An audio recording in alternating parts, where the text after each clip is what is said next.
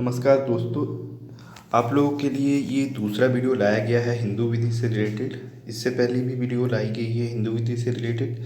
उस वीडियो में कुछ स्रोत बताए गए हैं आप लोगों को, और उसमें से कुछ स्रोत जो बच गए थे, जैसे कि आधुनिक स्रोत, और ये जो रूणी थी, ये जो बची हुई थी, जिसे हम लोग इंग्लिश में कस्टम भी कहते हैं, ये बचा हुआ था। तो ये सारा कवर करेंगे हम इस वीडियो लेक्चर में। तो चलिए थोड़ा एक बार रिवीजन मार लेते हैं पीछे जाके, ठीक है। देखिए, प्राचीन स्रोत, आधुनिक स्रोत, दो तरह के स्रोत थे। प्राचीन स्रोत में श्रुति, स्मृति, टीका और निबंध, रूढ़ि, प्रथा, ये चारों थे, ठीक है। तो आज के वीडियो लेक्चर में हम लोग रूढ़ि प्रथा के बारे में जानेंगे, आधुनिक स्रोत के बारे में जानेंगे, समय न्याय और सुआत्मा के बारे में जानेंगे, पूर्व निर्णय और विधान के बारे में जानेंगे, ठीक है। जो पिछली वीडियो थी उसमें हमने क्या क्या जाना है, प्राचीन स्रोत में श्रुति, स्मृति और टीका और निबंध के बारे में हमने उस वीडियो में जाना है। अगर आपने वो वीडियो नहीं देखा है तो आप हमारे वीडियो के प्लेलिस्ट में जाके उस वीडियो को देख सकते हैं। उसमें हमने बहुत ही अच्छी तरह से इसको बताया है। उसमें नोट्स मैंने आपको प्रोवाइड किए, इस वीडियो में भी आपको मैं नोट्स ही प्रोवाइड कर रहा हूँ। तो आपको इसमें अगर इम्पोर्टेंस लगते हैं इस वीडियो में तो आप उसको नोट कर सकते हैं, वो आपको काम आएगा आपके एग्ज़ाम्स में, ठीक है। हेल्प होगी आपके एग्जाम में। तो चलिए आइए, ज़्यादा समय नहीं बिताते हुए हम इस वीडियो को आगे बढ़ाएं, ठीक है। लेकिन उससे पहले मैं थोड़ा और रिवीजन कर दूंगा कि जैसे इसमें ऊपर में आप लोगों को लिखा हुआ तो आप उसको पढ़ के रिवीजन एक बार कर सकते हैं, ठीक है। तो चलिए अब हम स्टार्ट करते हैं जो आज की ये वीडियो लेक्चर है उसको, ठीक है। तो इसमें रूढ़ि है, ठीक है। रूढ़ि के बारे में हमें पढ़ना है। तो रूढ़ि प्रारंभिक इतिहास में विधि का मुख्य स्रोत रूढ़ि ही रही है, ठीक है। श्रुति, स्मृति देवी विधि को लिपिबद्ध करती है, किंतु यथार्थ में वे उस काल की रूढ़ि को संकलित करती है। विधि के विकास में रूढ़ि की भूमिका को सदैव स्वीकार किया गया है, ठीक है। तो ये है रूढ़ि का डेफिनेशन एक तरह से। रूढ़ि के प्रकार में हम आते हैं तो रूढ़ि के 4 प्रकार हैं। स्थानीय रूढ़ि है, जातीय रूढ़ि है, कौटुंबिक रूढ़ि है और सेनीय रूढ़ि है, ठीक है। तो ये 4 प्रकार हैं रूढ़ि के। तो ये जो 4 प्रकार हैं ये इस तरह से हैं। पहला, स्थानीय रूढ़ि। स्थानीय रूढ़ि वह रूढ़ि है जो किसी एक भौगोलिक क्षेत्र में प्रचलित है। यह भौगोलिक क्षेत्र प्रशासनिक क्षेत्रों से भिन्न भी हो सकता है, ठीक है। ऐसी रूढ़ि उस क्षेत्र में रहने वाले समस्त व्यक्तियों पर लागू होती है।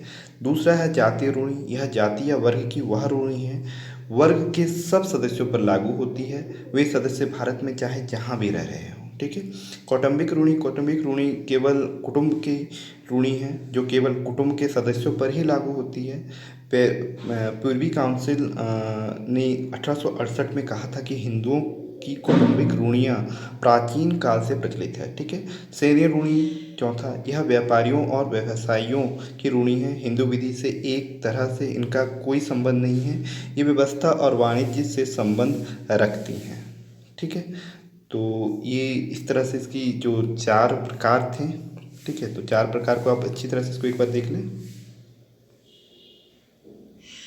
इसको अगर आप लोग की इम्पोर्टेंस लिखता है तो आप इसको नोट कर सकते हैं। इसमें मैंने बहुत ही छोटे शब्दों में इसको डिफाइन करने का कोशिश किया है, ठीक है। अब हम आधुनिक स्रोत के बारे में जानेंगे। तो आधुनिक स्रोत में पहला है समय न्याय और सुआत्मा। यहीं से वर्तमान सिद्धांतों का प्रारंभ हुआ है।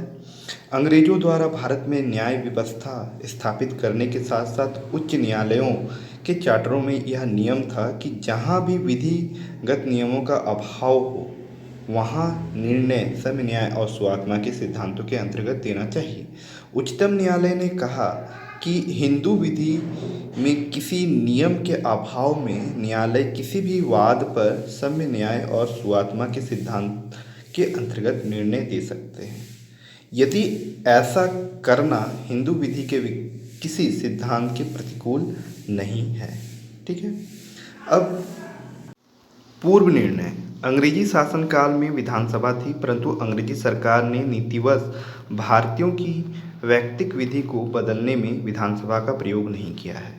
उस समय के कुछ निर्णय ऐसे हैं जिनके द्वारा विधि के कई नियमों का रूप ही बदल गया है और कई नए नियम ने जन्म ले लिया है। इन नियमों का स्रोत आज ये निर्णय ही है। विधान। विधान हिंदू विधि का अधिनियम स्रोत है। विधि में किसी भी प्रकार का परिवर्तन करने का अधिकार विधानमंडलों को है। विधानमंडलों द्वारा पारित अधिनियम विधि का प्रमुख स्रोत है। तो आज का ये वीडियो इसी के साथ समाप्त होता है और इसके साथ जो सोर्सेस है हिंदू लॉ से रिलेटेड वो सारे समाप्त हो गए हैं। अब जो अगला वीडियो आएगा हिंदू लॉ से रिलेटेड वो उसके स्कूल्स के बारे में आएगा। ठीक है, उस स्कूल्स को हम लोग विस्तार रूप से आप लोगों को बताएंगे इस अगले वीडियो में। तो आप हमारे चैनल के साथ जुड़े रहें, इसके लिए आप हमारे चैनल को सब्सक्राइब कर लें और बेल आइकन को दबाना ना भूलें, जिससे कि आपको हमारा नोटिफिकेशन पहले मिले।